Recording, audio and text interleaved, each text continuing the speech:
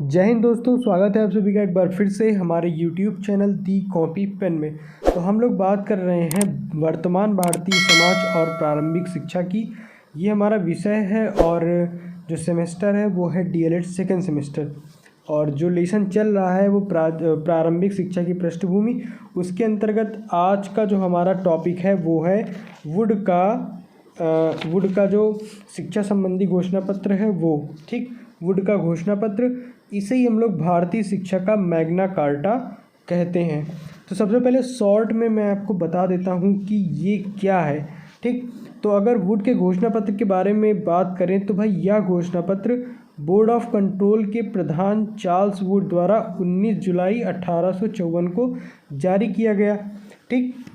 इसके बाद क्या है कि भाई इस घोषणा पत्र में शिक्षा पर एक व्यापक योजना प्रस्तुत की गई जिसे वुड का डिस्पैच कहा गया, ठीक। किससे रिलेटेड है? यह शिक्षा से रिलेटेड है और 100 अनुच्छेदों वाले इस प्रस्ताव में शिक्षा के उद्देश्य, माध्यम, सुधारों आदि पर विचार किया गया।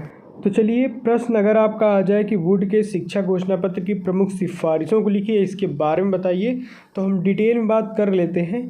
तो कंपनी के आज्ञा पत्र 1833 में बदले थे, ठीक।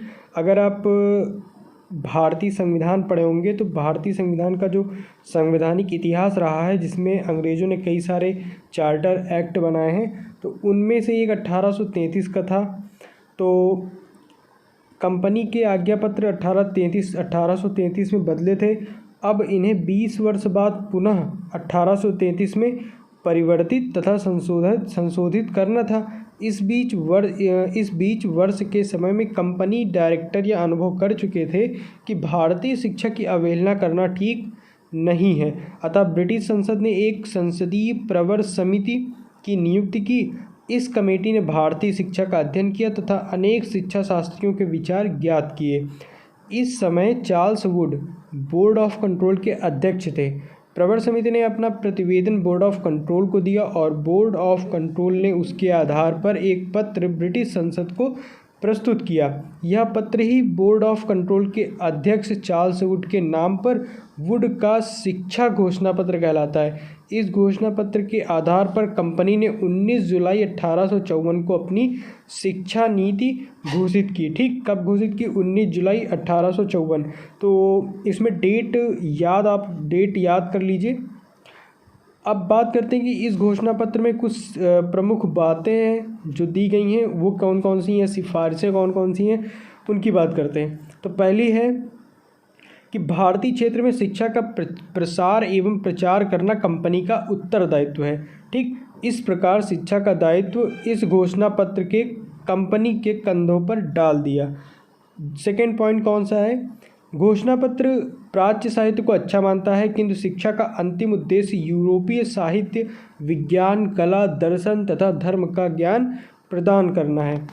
इसके बाद शिक्षा का माध्यम यूरोपीय भाषा मतलब अंग्रेजी होनी चाहिए, क्योंकि यूरोपीय ज्ञान का विशाल ज्ञान भंडार केवल अंग्रेजी के माध्यम से ही प्राप्त किया जा सकता है। तो भाई अंग्रेजी को महत्व दिया, ठीक। फोर्थ पॉइंट है कि प्रत्येक प्रांत में जन शिक्षा विभाग स्थापित किए जाएं। इसका सर्वोच्च अधिकारी जन शिक्षा निदेशक हो। जन शिक्षा निदेशक की सहायता के लिए जिला स्तर पर जिलाधिकारी, इंस्पेक्टर रखे जाएं। घोषणा पत्र में उप निदेशक तथा उप अधिकारियों की नियुक्ति की भी सिफारिश की गई थी। पांचवा पॉइंट कौन सा है कि कलकत्ता, मुंबई, ठीक, कलकत्ता हो गया, बम्बई, मद्रास में 3 विश्वविद्यालय स्थापित किए जाएं जिनका संगठन इंग्लैंड के विश्वविद्यालयों के आधार पर हो। ये हो गया। छठा है कि भाई हायर सेकेंडरी स्तर पर भारतीय भाषाओं का अध्ययन कराया जाना चाहिए।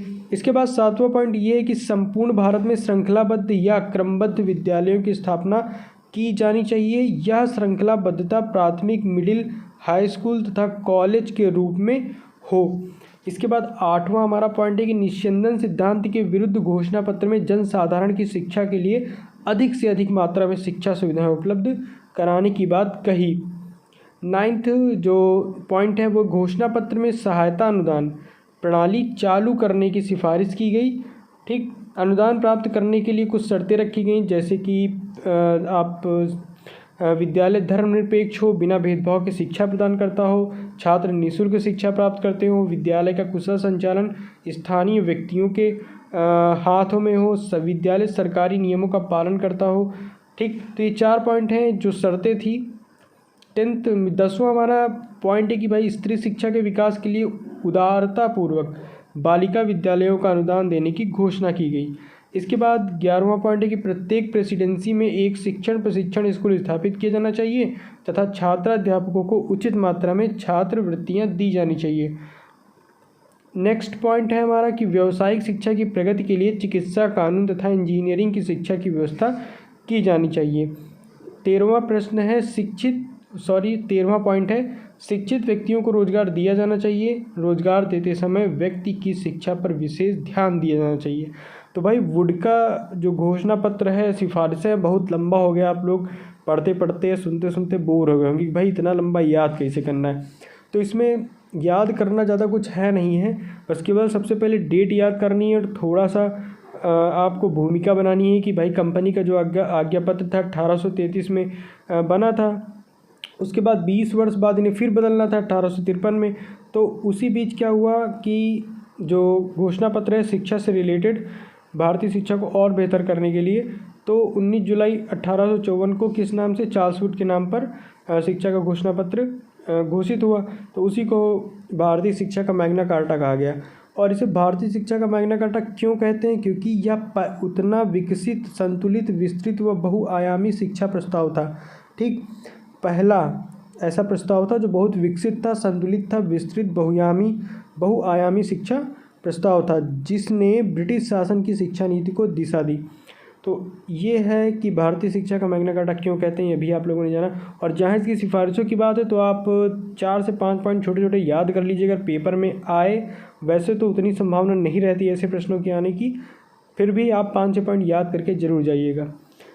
अब नेक्स्ट पॉइंट की बात करते हैं कि जो भाई घोषणा पत्र है इसके गुण कौन कौन से हैं। ठीक, तो भाई जेम्स के अनुसार वुड के घोषणा पत्र में 2 बातें विशेष रूप से दिखाई देती हैं। प्रथम तो वह उस समय की जीर्ण शीर्ण शिक्षा की सही तस्वीर घोषणा पत्र ने हमारे सम्मुख तथा दूसरी बात कौन सी है कि उसने शिक्षा को संगठित व्यवस्थित करने के अनेक उपयोगी सुझाव दिए। जेम्स कहता है कि भाई जो कुछ इसके पूर्व हुआ वह इसकी ओर संकेत करता है और जो कुछ इसके पश्चात होगा वह इससे निकला है। ठीक, अब कुछ गुण की बात कर लेते हैं कि भाई पहला ये है कि प्रथम बार स्वीकार किया गया कि भारत में शिक्षा की समुचित व्यवस्था करना कंपनी का उत्तरदायित्व है। सेकंड पॉइंट है कि शिक्षा को सुसंगठित तथा सुनिश्चित रूप प्रदत्त हुआ। इसके बाद ये पॉइंट है कि शिक्षा के उद्देश्य तथा ध्येय निश्चित हो गए। फोर्थ पॉइंट है हमारा नारी शिक्षा जो अब तक उपेक्षित थी की ओर विशेष ध्यान दिया गया। प्राच्य पाश्चात्य विवाद सदैव के लिए समाप्त हो गया। निस्यंदन सिद्धांत का त्याग कर जनसाधारण में शिक्षा के प्रसार का निर्णय लिया गया।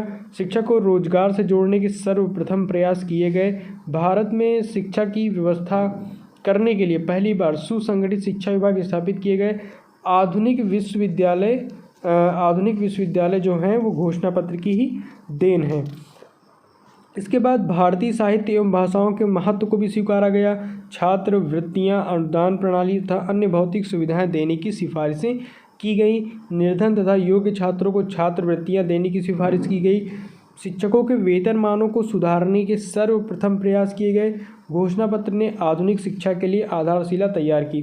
तो इस प्रकार इन पॉइंट्स के माध्यम से आप समझ सकते हैं कि जो वुड का घोषणा पत्र है उसके गुण कितने अच्छे गुण हैं और इन जो क्वालिटीज़ या गुण हैं इनको आप 6-7 पॉइंट अपने ध्यान में ज़रूर रखिएगा। पेपर में पूछ सकता है कि भाई इसकी जो वुड के घोषणा पत्र के गुण कौन कौन से हैं, तो आप इनको ध्यान में रखिएगा। बाकी आप लोगों ने समझा इस वीडियो में कि ये भाई कब आया वुड का घोषणा पत्र और इसे भारतीय शिक्षा का मैग्ना कार्टा क्यों कहते हैं, इसकी ज़रूरत क्यों पड़ी और सिफारिशें और इसके गुण। ठीक, तो इसी के साथ आज का जो हमारा वीडियो है यहीं पे समाप्त होता है। मिलते हैं हम लोग अपने अगले वीडियो में एक नए टॉपिक के साथ, लेकिन उससे पहले आप हमारे चैनल को अगर सब्सक्राइब नहीं किए हैं तो जल्दी से कर दीजिए।